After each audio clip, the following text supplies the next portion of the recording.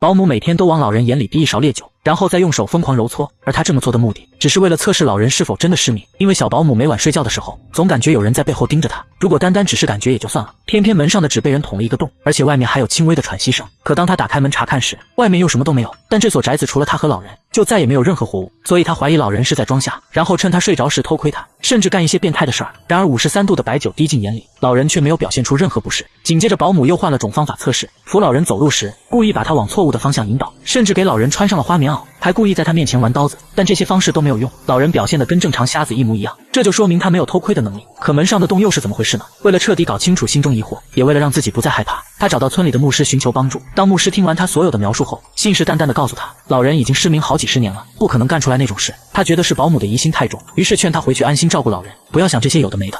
而就在保姆回去的当天夜里，他又听到门外有声音，并且门上又多了一个洞。于是他拿起防身的匕首，悄悄凑到那个洞前，不管外面是人是鬼，他这次都要一探究竟。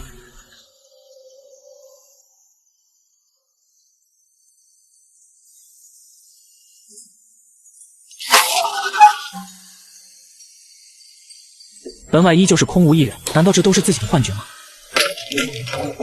时间一天天过去，门上的洞越来越多，小保姆的脸色也越来越差。他每天都想方设法的测试老人，可就是找不出一点漏洞，从而导致他每天晚上都不敢睡觉，一直死死盯着门外。等到外面一有动静，他就拿着匕首打开房门，看到没人后又迅速关上，生怕真有东西闯进来伤害自己。然而这次他转过头，突然发现老人竟然躺在了他床上，而洞口透进来的光刚好打在了他眼睛上，显得格外瘆人。保姆被这一幕吓得浑身颤抖，不由自主地闭上了眼睛。而等他再次查看时，床上已经没有了老人的身影，但门外又再次传来声响。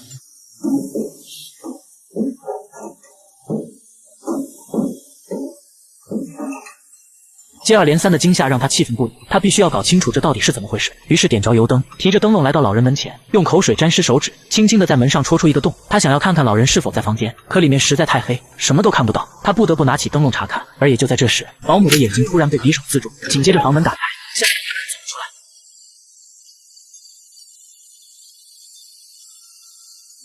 保姆见状拿下眼里的匕首，随着鲜血缓缓流出，他也发现了一件可怕的事，老人的眼睛里面好像有光。提起灯笼仔细一看，果然不出所料，老人的眼睛貌似可以看见。于是保姆二话不说，直接将匕首刺进了老人的脖子，鲜血溅了他一身，老人也应声倒地，很快便停止了呼吸。而保姆则淡定地关上房门，开始处理老人的尸体，一直到第二天夜里才分尸完毕。可就在用大锅煮的时候，门外突然传来敲门声，原来是牧师来到了这里，他想来看看老人。保姆谎称老人已经睡着了，但牧师却不死心。保姆害怕他发现自己做的事，只好让牧师跟着进来，还让他去自己卧室等一下，他去喊老人起床。这时的保姆还想着先把牧师骗到自己房间，然后再把他也处理掉。可万万没想到的是，当他带着牧师来到门口，却发现之前的那些洞竟然诡异的消失了。更让保姆感到恐惧的是，屋里面还有一道黑影在移动，老人已经被他亲手杀了，并且现在应该已经熟透了。那屋里的黑影又是谁呢？之前偷窥的人会不会就是他呢？就在保姆不知所措时，走廊里的灯开始忽明忽暗，不一会儿便彻底熄灭。牧师问他是不是发生了什么，保姆被吓得一直摇头说没有。牧师想要去点灯，他求着牧师不让走，但牧师还是转身离开了。赶紧把你